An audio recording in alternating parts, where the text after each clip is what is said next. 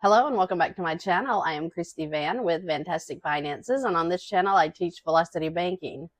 Today I want to go over a really quick scenario of what to do if you are in a negative cash flow. I have been talking with Teresa and she is in a negative cash flow, and this is what we decided to do until she moves into a line of credit. She is going to be using her credit card as her debt weapon, and let's see how that's going to help her with her negative cash flow. Her income is currently $2,118 a month, and she is paid bi-weekly.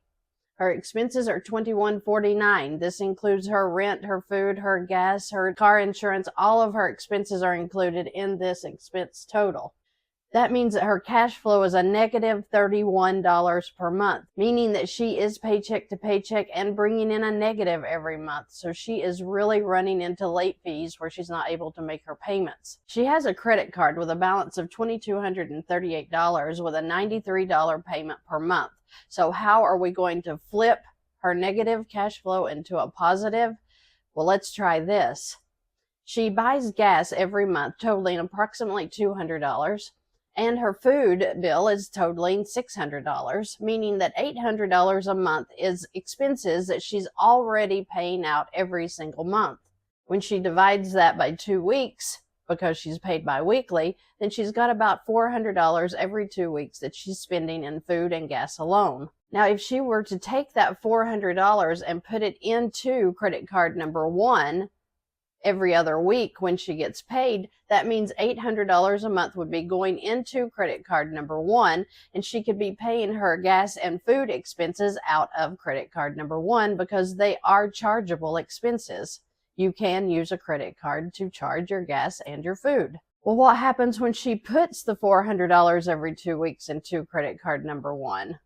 Well, she satisfied the monthly payment of $93, so it's no longer due. What did that do to her cash flow? Well, $93 subtract out $31, you've got $62 in cash flow now, a positive cash flow. That is going to help her get by until she is ready to move into a line of credit that's going to help her pay off this credit card plus other debts that she currently has. I wanted to run through this scenario to show you a simple way to turn your negative cash flow into a positive cash flow.